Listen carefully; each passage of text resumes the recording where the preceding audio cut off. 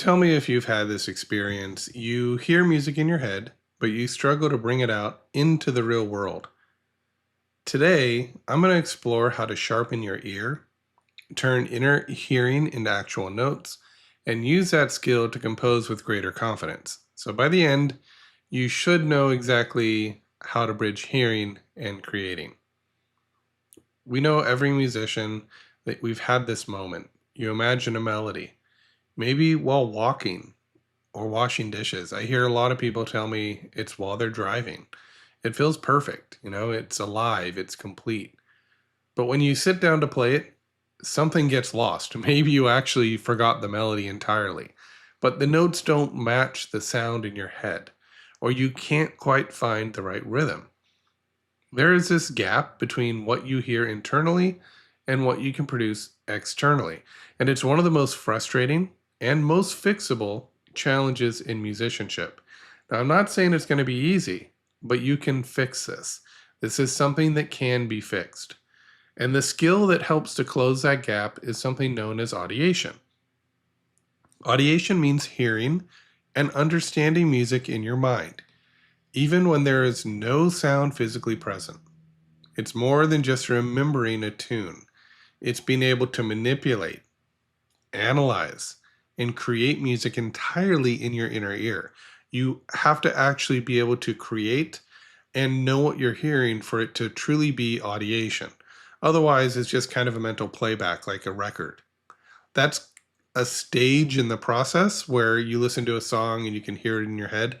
That shows you the skill you can have, but it's not true audiation. True audiation occurs when you actually hear something and you can manipulate it and you know what you're doing with the manipulation. So I know that I hear a perfect fifth, I'm going to turn it into a perfect fourth. It's that granular. You really know the details. When you combine audiation with strong ear training fundamentals, you unlock the ability to compose directly from your imagination. And that's the goal. So many times people are using notation programs, or now they're going to be using AI. How do you compete with AI? Even if we have a super intelligent AI, one that can essentially learn everything about my process and replicate it, it's still not coming from me. If you learn theory and just employ it in your compositions, that's where the AI can beat you. That is where artificial intelligence can take what you're doing and make it infinitely better. And maybe artificial intelligence will be able to take something new that you've done, because once you've established it, it's there and they can learn from it and they can make that better. But the way that you keep up, the way that you write truly original music, find those chords that nobody's heard before, is you audiate it first. You let it come naturally. And you do this so much and you get so much experience that eventually you're able to create something that's genuinely new. So you want to unlock the ability to compose directly from your imagination. I've worked with many intermediate and advanced musicians who can play complex pieces, but they still feel stuck. When they're trying to create their own music, they just feel stuck. The missing link is rarely technical skill. It's the ability to trust what they hear internally in their mind and translate it accurately. So that's what we're going to work on today. It's not going to solve every problem, but we're going to set you on a path that's at least pointing you in the correct direction. So here's a roadmap for this episode. I'm going to start by talking about how you can sharpen your ear training fundamentals, the real building blocks that make audiation accurate. Then we're going to go deep into audiation itself, how to strengthen it, test it, and use it in real time. Finally, we'll connect audiation to composition workflow. We want to turn your inner hearing into finished music without losing that spark. So by the end, you'll have a clear, step-by-step process to get started. We're going to move you from hearing to creating, and you'll know exactly how to practice it, at least how to start. So one important note here, this isn't about memorizing theory for theory's sake. Again, like I said, if you just want to use music theory to compose your music, then you're not creating anything new. You may be using that theory in new ways, which is great, but you're doing something that essentially a computer now can do. Okay? So theory is about building up our internal logic for music. It's like if we want to be a writer, we have to learn the grammar of writing. But when a writer actually sits down to write, are they actually thinking about every single sentence and whether or not it's grammatically correct? Some of the greatest novels have very grammatically incorrect sentences. It's not about that. It's about knowing how to articulate using the language that we understand and then taking it to the next level and using it in creative ways to better articulate the thoughts, emotions, feelings, whatever it is, philosophy that we are trying to express. So it's not about theory. It's about making your inner ear so reliable that you can trust it as much as your instrument. When that happens, composing becomes less about trial and error and more about direct expression. So whether you're writing for yourself, for an ensemble, or a client, the skills that I want to cover today are going to help you capture the music you already hear and bring it into the world intact. Before we start, this episode is brought to you by Flawless Ear Train at UreMusic.com. That's my program.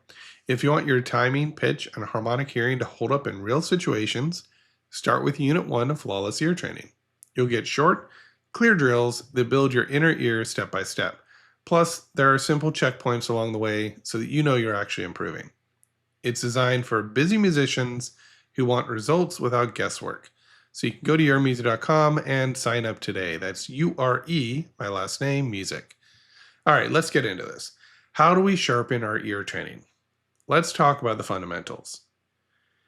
Ear training is a foundation of everything we're talking about today. Without it, audiation is like trying to paint with colors you can't quite recognize. You might get close, but you'll always be guessing. If you are a painter and you mix your own paints, you know that it requires a certain level of skill to get just that color you're looking for. Music is not unlike that. You're dealing with a palette of paints, sounds in this case, and you're combining them in different ways to get that perfect sound that you're looking for. Get away from thinking in terms of chords and chord progressions. Again, that's something that artificial intelligence can do. What you can do is far beyond that. What you can do is actually combine things in new and novel ways, and the best way to do it is in your mind. Now, how do we extract it? That's the important part. The first building block is interval recognition. An interval is a distance between two pitches. Now, some of you may be thinking, oh, interval recognition is not something that works. You've probably seen those very effective ads that have talked about tonal ear training. And the reason tonal ear training is such a popular thing is because it really works quickly to give you a basic level of understanding. If you want to be able to write music that already exists and perform music that already exists and stays primarily within a key, tonal ear training gets you results quickly because it teaches you what each scale degree sounds like in relation to a tonal center. So that's only 7 pitches. If we're talking about tonal training, it's generally 7 pitches in relation to a tonic. That's much easier to figure out than learning 12 different intervals. But when you learn interval recognition and you have like a snap judgment, bum, bum, you just know that's perfect fifth, bum, bum, perfect fourth, bum, bum, major third. When you can just instantly recognize intervals, that is far more effective. And when it comes to inner training, when we're actually composing music, we have a greater palette to choose from. So like the artist who creates their own colors out of the primary colors, red, blue, yellow, mix them, you start to get different colors. The composer who understands all the different intervals and what they sound like has a greater advantage to create new colors. You don't have to build off things that already exist. Okay? So if you can instantly recognize the sound of a major third or a perfect fifth, you can map what you hear in your head directly to the paper or your instrument. For example, if you imagine a melody starting on C and the next note sounds like a perfect fifth above, you know to go straight to G without any trial and error.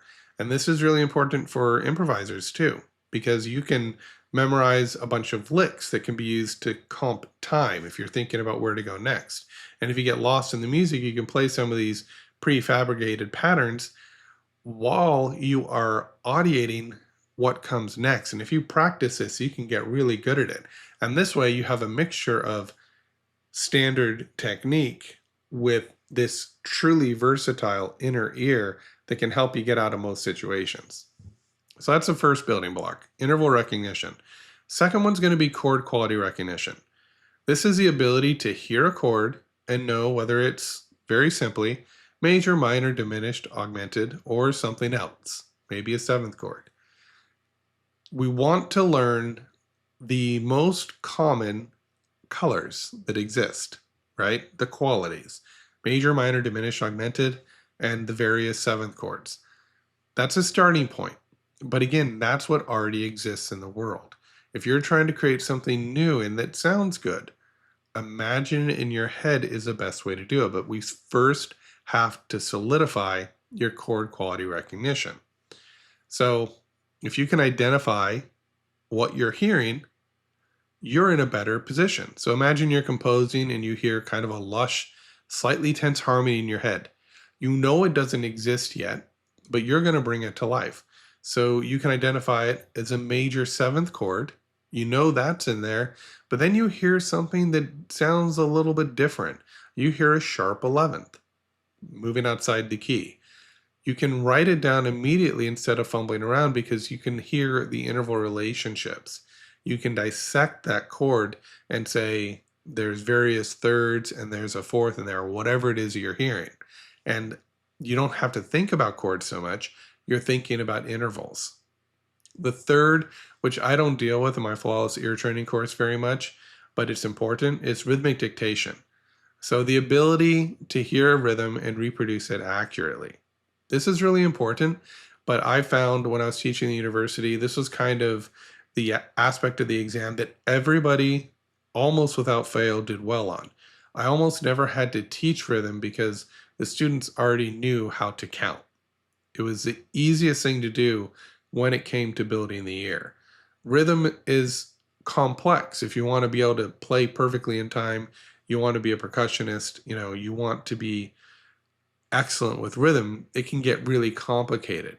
But you can gradually increase that. There's not really any secret to that other than get a rhythm book and keep learning more and more advanced rhythms. So that has been fully covered, but it's an important aspect because a lot of times what happens is people come with a melody, they won't know the time signature, and they can't dictate what they're hearing.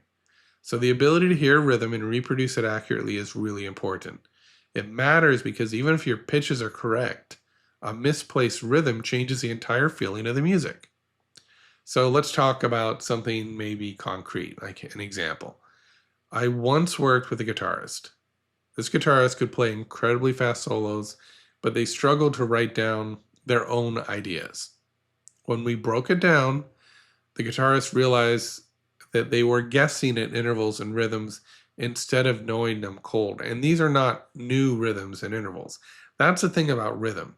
With rhythm, you can always come up with new rhythms, but there's a certain level of complexity where the audience no longer remembers or can comprehend what you're doing. With pitch, it's a little bit different. With pitch, we can get absorbed in a sound not knowing what it was and think it's beautiful. With a rhythm, we can quickly lose what's going on in the music. So rhythm tends to occur at a slightly less advanced level in composition, even in the more advanced works. Now, you can reach a point by studying rhythm where you're more comfortable writing more complex rhythms, and those, if they naturally come into your audiation practice and you're naturally hearing these rhythms, that's when you want to use them. Anytime you're audiating, you don't want to just create something new for the sake of creating something new.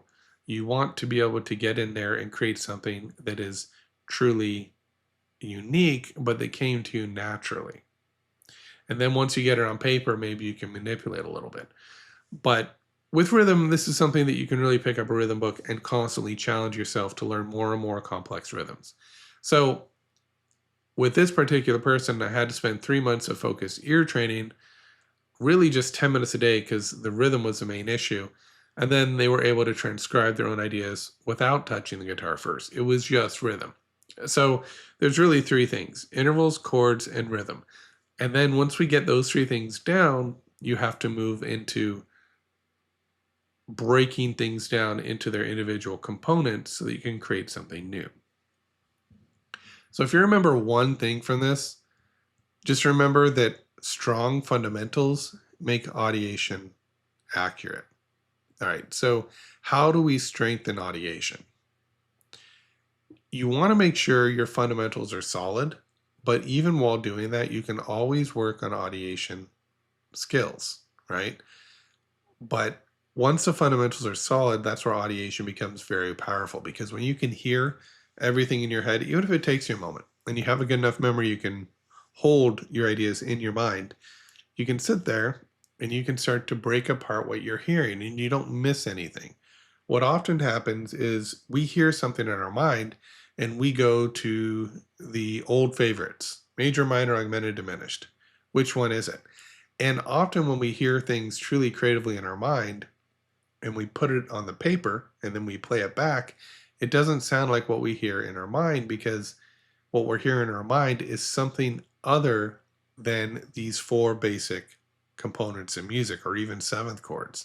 So our brain can actually be more complex, can create more complex music than we realize. So this is where you practice hearing music in your head as vividly as if you were playing in the room.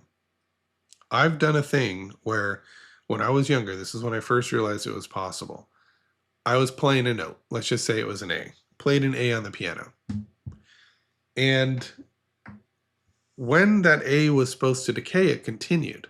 And I had headphones on. And so I thought, is there some music playing? Am I hearing a tape or something?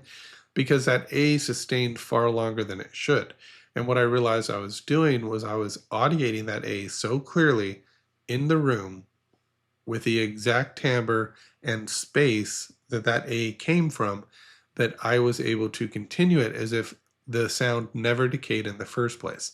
Now, this isn't necessary for composing, but this is an idea of where you can get. It can get pretty real, but you have to be in a pretty meditative state, and that makes it hard to actually come out and compose. So that's where your memory comes in. If you can memorize what you're hearing in your mind and have a really good musical memory, you can kind of work one section at a time, or even one phrase or one melody. You get it on the paper. Now you have the paper to refresh your memory. You can audiate it from what you've written down, and you can continue writing the piece as you go. But you have to have a good enough memory to get one solid idea. Because if you're going note by note or chord by chord, you're going to lose it, and it's not going to be a true audiation. It's going to start to be manufactured by the notes you're putting on the page. Okay, so how do you do this? You start with mental rehearsal. I recommend a single line. You pick a simple melody you know well, close your eyes, and play it in your mind without moving your fingers or humming. You focus on every detail: the pitch, rhythm, dynamics, articulation. Make sure you can visualize it if you can, and try and make the quality as true to life as possible. And this is just a constant progression. We're always pushing to hear more. So you start with maybe a fuzzy sound, maybe even a generic sound, and then you suddenly start to get the sound of the instrument you're trying to listen to, and then it becomes more realistic, like it's in the room. It's a gradual process, and we don't rush it, and we don't worry. Talent is going to play a little bit of a role in how deep you can go with audiation, but practice can override talent 9 times out of 10. You know, I will pick the person that's going to practice over the person that has natural skill any day of the week. And that's true with my studio too. I'll have really talented composers come in, but they don't do the work. So what's the point? You know, you have to put in the work, right? So mental rehearsal. Start with a melody, then try and hear it above a drone, then try and hear two voices moving in a similar motion, like parallel or similar motion. And then you try and hear contrary, and you gradually build your skill at hearing these different types of motion. Static, which we call oblique, where one voice stays the same and the other moves. That would be the example where I gave of a drone singing a melody on top of it. Once you've mastered oblique motion, you can do it really well, both on the bottom and the top. We need to be able to hear it on both parts of the voicing. Then you can move on to what we call similar or parallel motion. That essentially means the voices are moving in the same direction. Similar means maybe the intervals vary. Parallel means the intervals stay exactly the same. So they're kind of similar ideas here. But we want to be able to hear two voices moving in the same direction. And then once we can do that, we try and hear two voices moving against each other or away from each other, so contrary to each other. And these are kind of the three types of motion that we focus on at first. Once you can do that with two voices, we start to add a third voice. So next, you can also try silent singing. So moving through a melody internally. Imagine the sensation of singing without making a sound. You actually imagine yourself singing. It forces your brain to generate the pitches without external feedback. Another variation of this is writing notes on the staff, like actual pencil and paper.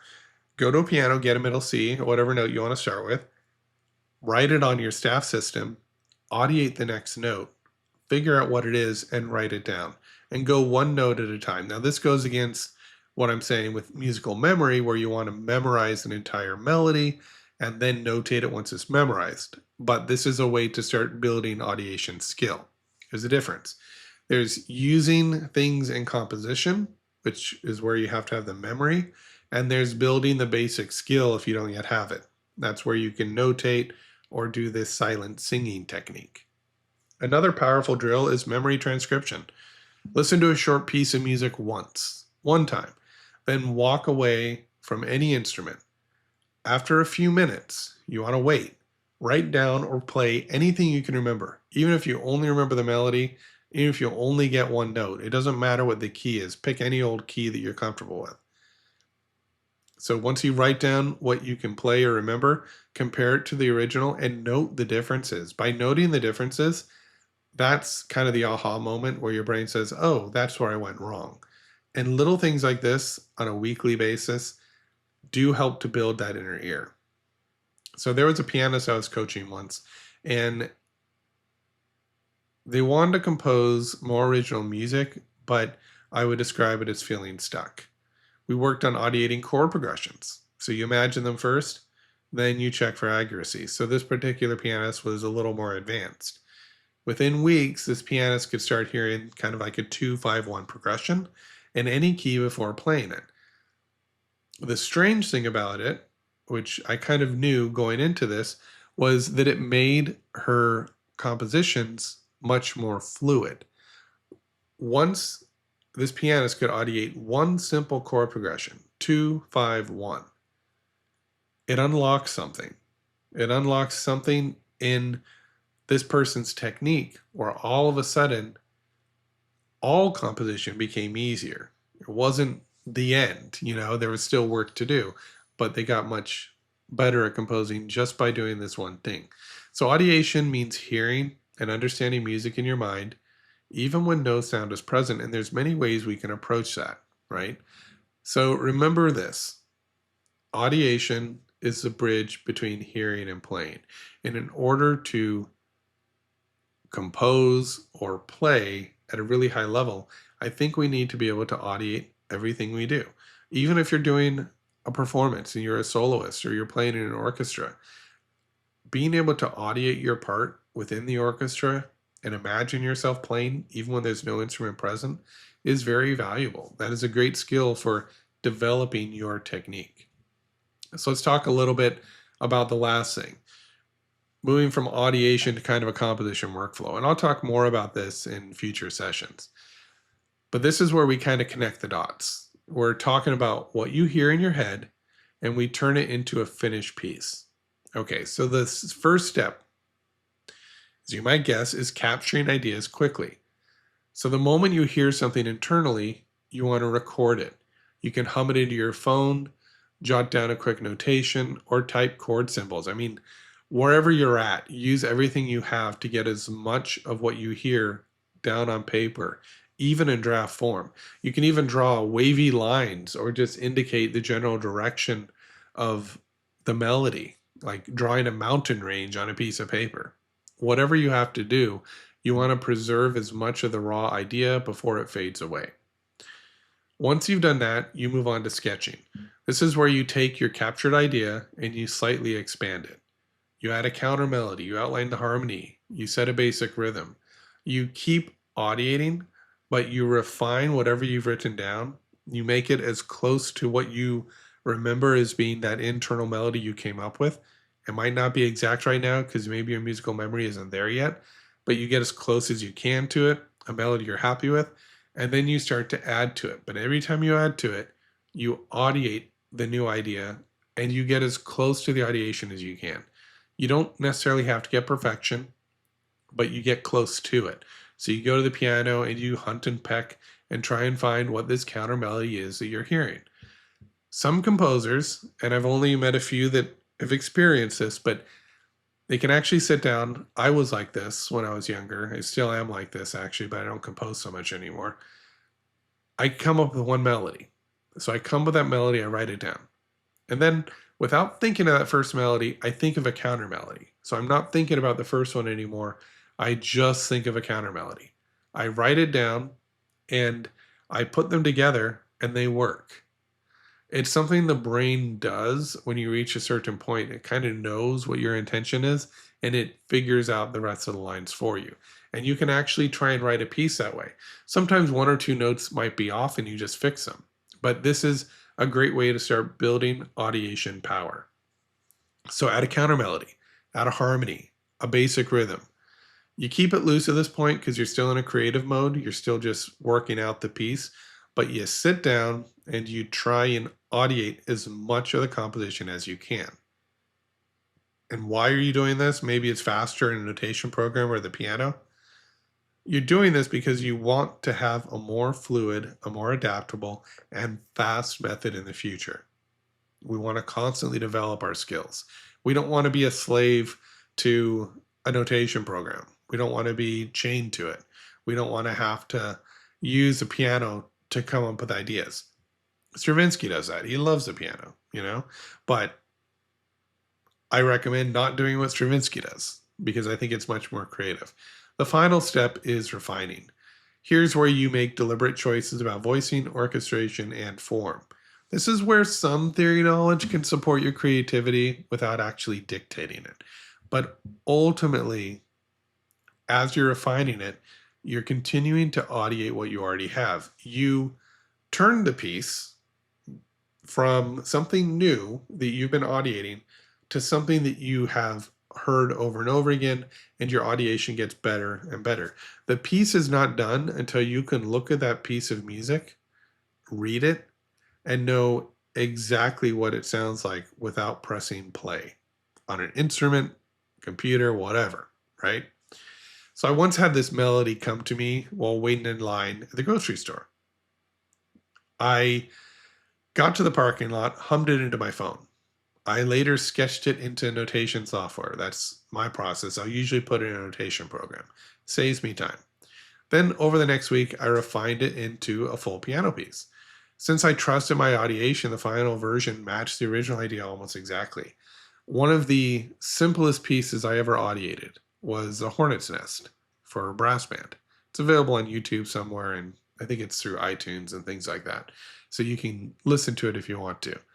But it was a very simple piece. I wanted a piece that was so simple they could play it without rehearsing. I wanted it to be a good performance, and we had very little rehearsal time. They're basically going to play it once and then perform it. And so I wanted to make it so simple it would be easy for them to perform without making mistakes. And so I chose to make it for two soloists, which I think I was also requested to do it that way, so it worked out. And then I had the band playing a pretty simple background. And I audiated the entire thing. I audiated on Tuesday. I notated on Wednesday, the whole thing. And on Thursday, I printed the parts, edited them, took them into rehearsal. We played it. And then I think 2 weeks later, we played it in concert, 2 or 3 weeks. And I couldn't have done that if I was using a notation program or a piano or anything else to compose. I was able to write the entire thing in my head, which is fast and creative, and then put it on paper. That's what we're going for with this, but it takes time and it's worth the time spent. So let's just talk a little bit more about moving from audiation to kind of a composition workflow. So we know what a motive is, or a motif. It's a short, recurring musical idea. It's a fragment of melody or rhythm that can be developed throughout a piece.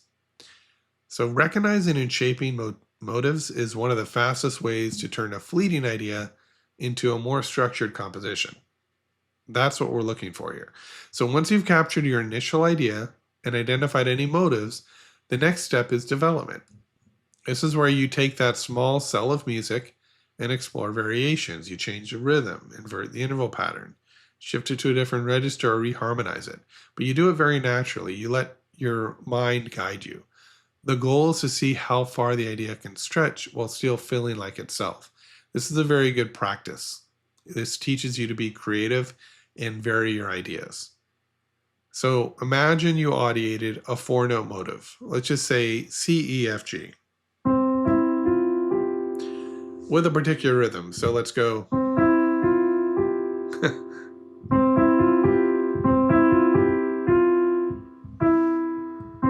Whatever you're coming up with. Kind of sounds a little bit like the beginning of Oh and the Saints. You might first repeat it exactly, then try starting it on A. So you can do it diatonically, where you basically just follow the same pattern. So C to E is a third, then F and G are steps. So A to C is a third.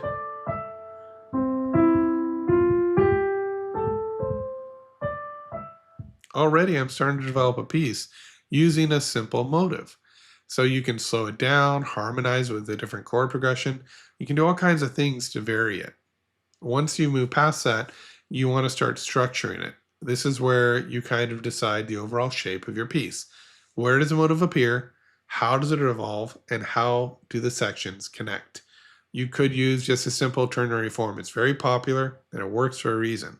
Just A, B, A, where A is one idea and B is another. And then A comes back at the end. You can do something through composed where it constantly expands and nothing repeats. It really just depends on the material. And you'll get better the more you work with ideas and recognizing when an idea comes to you, what kind of form it would fit in. And you can be creative with form too. Once you are really well versed in the forms that exist, you understand why they're there, then it makes it easier to create new forms. So once you kind of know the form and you've built your piece, you want to start refining it and orchestrating it.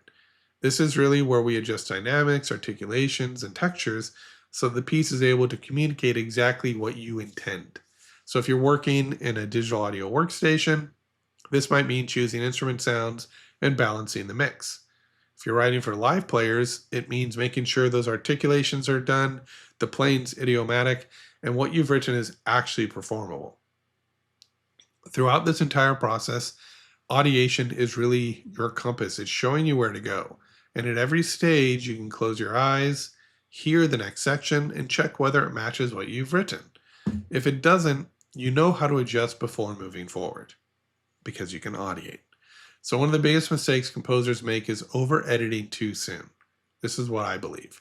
If you start refining before you've fully explored your idea, you risk kind of sanding off the edges that made it interesting in the first place. That's why I recommend separating the creative phase. You want to capture, sketch, and develop. Capture your idea as much as possible, sketch it out, then develop it. So that creative phase involves those three things: capture, sketch, develop. Then the critical phase is where you structure and refine. This is the editing phase.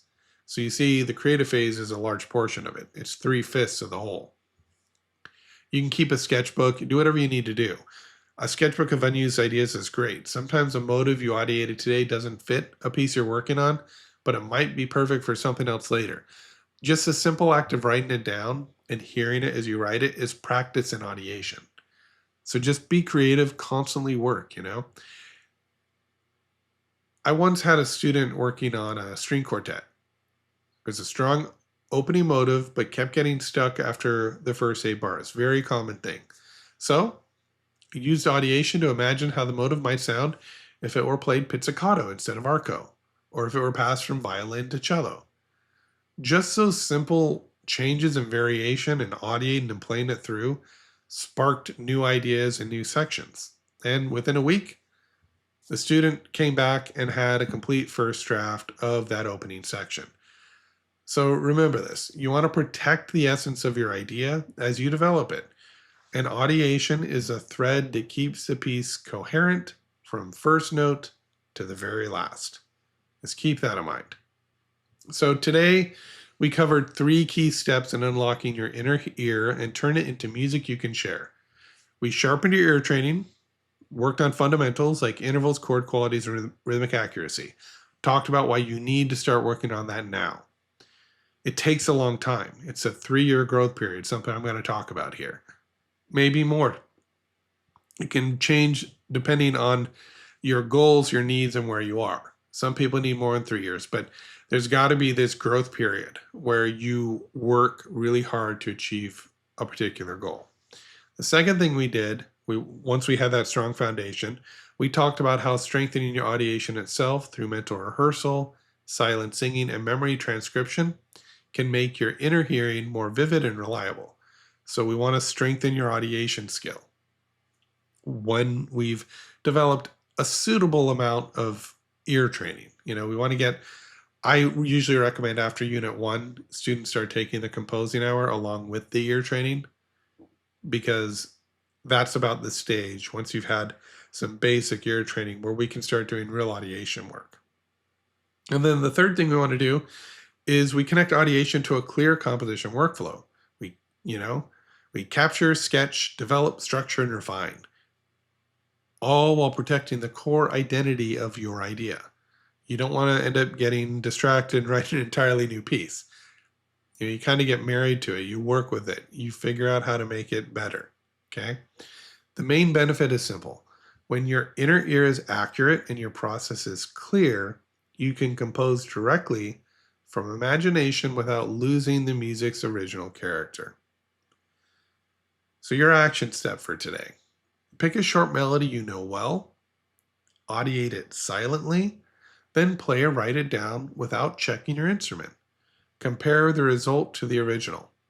It's maybe going to be very frustrating. Maybe you'll be completely off, but that comparison is important. Note where you were spot on and where you drifted. That this feedback loop is how you get better. And you go back, you play what you've notated on your instrument, and then you try and recall what you heard, and you just compare the differences. That is a great form of ear training as well. So we're going to explore this again in a future episode. At some point, I want to talk about how to expand a single motive into a full piece without running out of ideas. So that's it for today. Now, if you need help with the ear training aspect of it, take flawless ear training. If you think you have a good ear and you're ready for audiation, take the composing hour. It's a 3-year audiation course that takes you through audiation first, counterpoint second, and then we actually audiate form and analysis. It's actually kind of really fun. So that's something that's going on now, and you can sign up for it over at my website, UreMusic.com. Also, you can take composition lessons from me. I am very careful to try and only take people that are serious about learning, because I can only take on so many students, and I want students that are really going to put in the work, because otherwise you're just wasting your money. If you want to kind of dabble at this, that's perfectly fine, but just go through a course at your own pace. Composition lessons are for people that can work weekly, produce every week, and have the time, and that's a difficult one. Finding the time to be able to compose enough to make the money you're paying me worthwhile. I don't want to just take your money. I want you to succeed. So if that's something that interests you, if you're a very serious composer, it doesn't matter if you're a hobbyist. I don't care what level you're at. I care about your dedication. So if you're dedicated to working and getting better, get in touch with me. Let's see if I can help you. And if not, I can at least put you in the right direction. Let you know what your next steps might be. All right. So thank you for joining me again today, and I will see you again next week.